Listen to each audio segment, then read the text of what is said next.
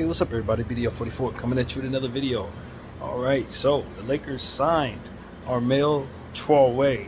I cannot say that correctly, even when I listen to the Frenchman say it a million times in a row. There's no way I can draw my voice that way. So the best way I know how to go is just say Armel Traoré. That's how they pronounce it, with a certain drawl to it that I just can't do. And also Blake Hinson. Blake Hinson also. I'm super excited about both of these prospects, man. I'm telling you the truth. I think we found two gems. Hinson looks like he's going to be a special shooter in this league. We just got to work on other aspects of his game: rebounding, playmaking, ball handling, various different things like that that can get him up to the NBA level. But his three-point shooting is Hall of Fame. We talked about these players before, about two on draft night, actually, when we first saw that we were going to have these guys in place. We signed them both to two ways today, so I figured it would be great to revisit. But I'm excited about both of them. I was looking at a video today, and the guy was talking about the idea that Hinson could be replacing Rui. I think that we should be very careful not to replace anybody with guys that are unproven. I would love to see what they can do before being certain that they can replace a guy. Now, I'm not saying that we'll have a choice, because if a big deal comes around and they trade Rui, that's just what it is. But to pencil him in as somebody who's potentially ready to do that, from listening to people who know of this player much more than I do, they don't see that. Now, we'll lay eyes on this player tomorrow. Both of these guys we will see in the Summer League tomorrow. Saturday is the day. Not sure what time the game starts, but we got the California Classic coming up and all these different things. That should span out about maybe 3 weeks, I believe, for the Summer League. So we're going to know a little more about these players. But in listening to scouts, they say that he's an amazing shooter, but may not be NBA level at all of the other stuff. You see what I'm saying? So it's like, if that is the case, replacing Rui with him is going to be a pretty costly mistake. Now, that doesn't mean he doesn't provide a great deal of special shooting, because he does. Very special shooting. But there are so many elements to this game that must be accounted for, and for us to be certain we can put him on an NBA floor because he's an excellent shooter, it could be a potential mistake. Just like thinking you could put a guy on the NBA floor because he's an excellent dunker. You know what I mean? A guy can do one thing. That doesn't mean he's good enough to play in the NBA. It doesn't mean he's not. But we want to be certain with what we're in for before making any certain decisions about him on the roster. And that's what I would caution people. Now, had I not heard from those scouts what I did, looking at his three-point shooting, you just pencil him in. You say, yo, this dude's going to the Hall of Fame. Like, he looks like he's going to be as good as Desmond Bane, like right out the gate. Like, that's how he comes off. Just out the gate, he looked like he's going to be Desmond Bane. But in listening to them talk, essentially one of the dudes said he didn't think he was going to even be an NBA guy. He's going to be an excellent three-point shooter in the G League type stuff, because he's so far behind in other areas that would require him to be a professional. He didn't think that his upside really was pro. But if this was a league where you only get judged by your three-point shooting, he'd be one of the greatest.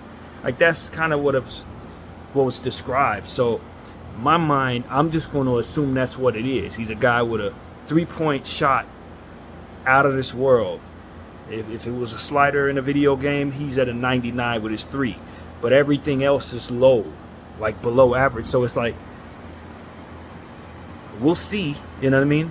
I'm not certain. I'm just telling you what the scouts are talking about online. So, or two scouts to be exact, not even a bunch of people, but just a few people I listen to.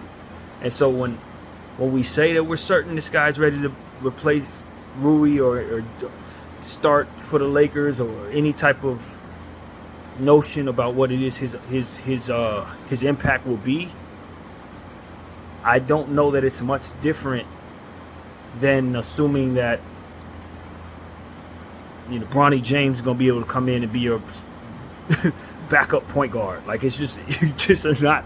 You're going to have to work with these guys. You're going to have to put them in positions to learn the NBA game, and then when we're certain what they're going to be, then we can be certain about what it is, what their role will be.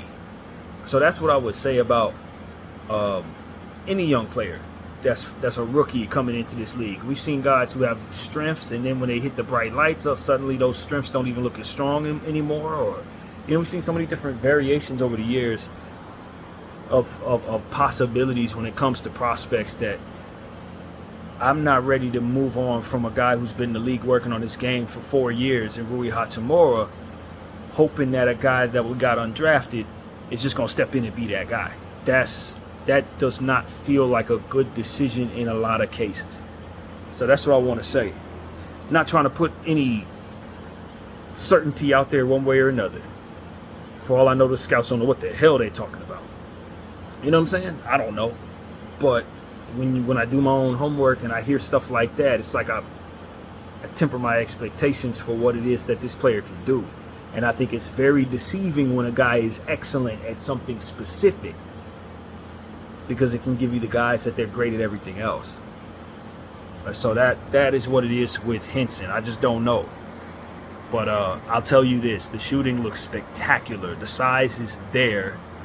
And I think you can work with that.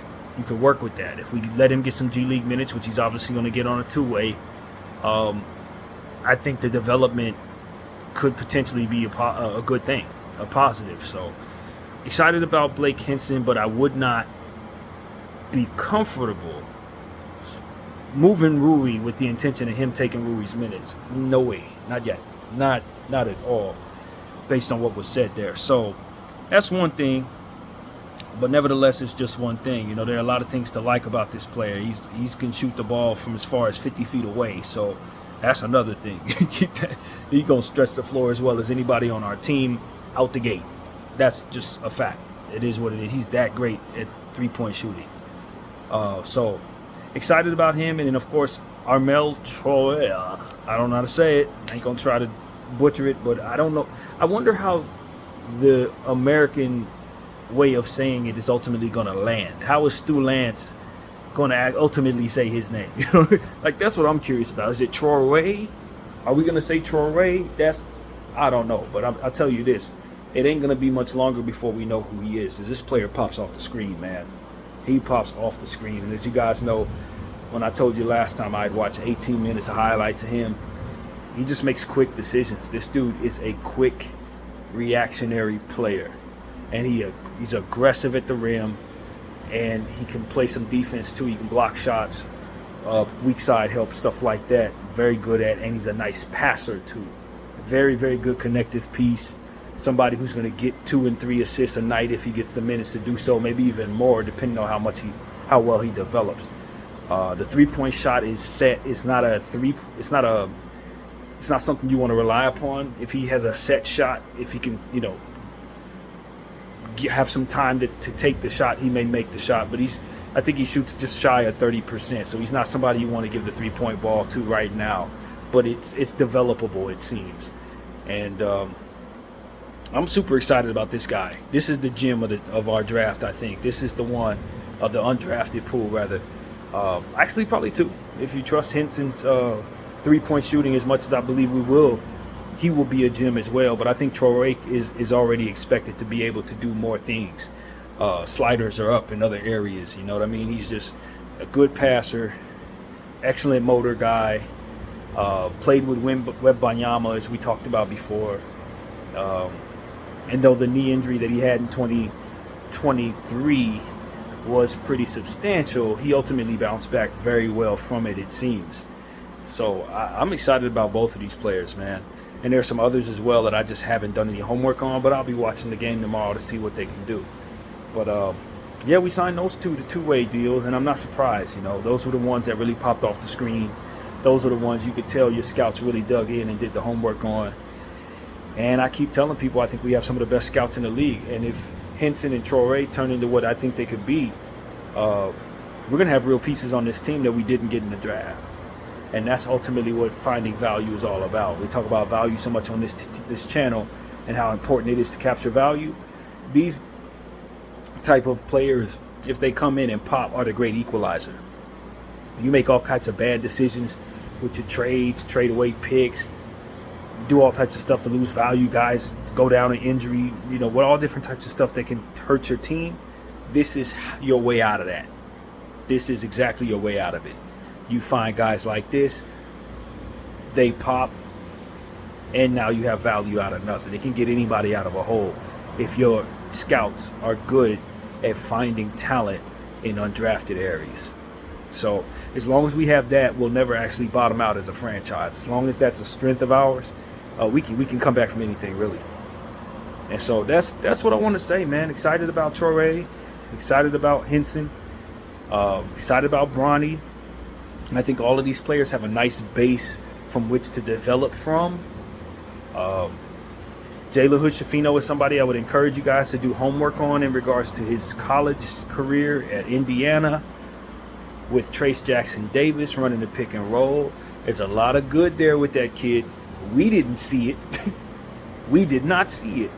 But when you're certain you want to trade him away because he quote-unquote sucks, you need to weigh that opinion against the footage, because at the end of the day, he was a rookie when we drafted him, and most of the players that we're talking about here are older than him, older than Jalen Hood-Schifino.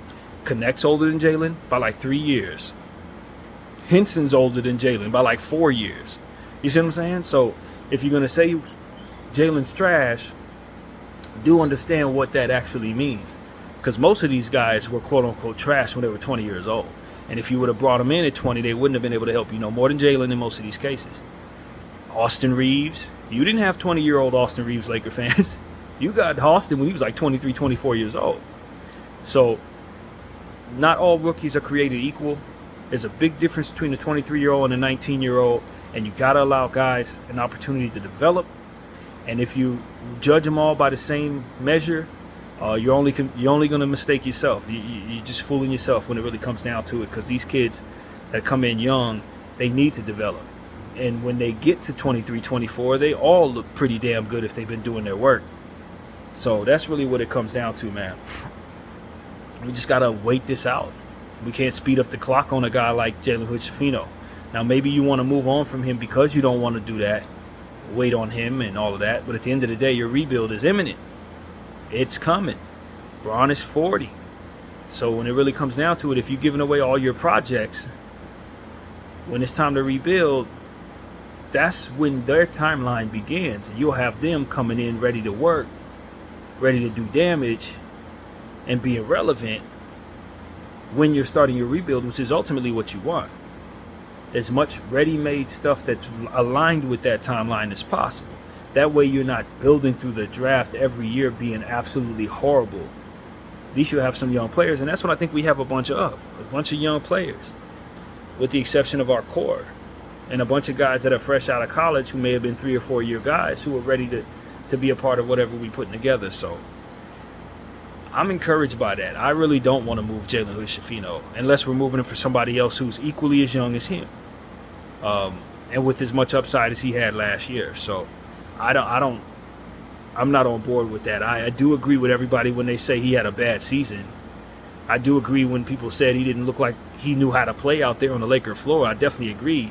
But I also didn't see him do what his functionality is to do, which was be a point guard. Our coach didn't put him in positions to even do his job.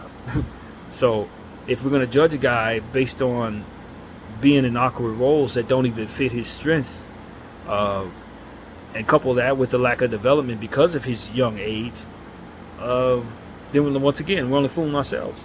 That's all we're doing. So I encourage everybody to kind of get familiar with these type of concepts when you talk about bringing in rookies, man. Because some rookies are ready to go because of their age. Others are not, man. And rarely, absolutely rarely, are you going to find an 18-year-old that's ready, a 19-year-old that's ready. Kobe Bryant came in at 18, 19 years old. It didn't start for 2 or 3 years, man. It's not often you find somebody that young that has a body and a mind ready to be a pro and ready to contribute as much as Laker Nation demands. So let's be patient with our young guys. When it comes to Jalen, when it comes to Bronny, we're going to have to be very patient. It's going to take some years before they start looking like what they're supposed to look like. But if we're patient and they develop properly, we're going to be excited because we will have drafted them and we would have seen them grow up, man. So that's what I want to say, man. Everybody has to start somewhere. And I'm excited to see these guys' path forward. So, yeah, that's pretty much what I got to say, man. Let's enjoy Summer League tomorrow. It's going to be good. Can't wait to see those guys. My name is BDF44. Thank you all for watching. I'm out.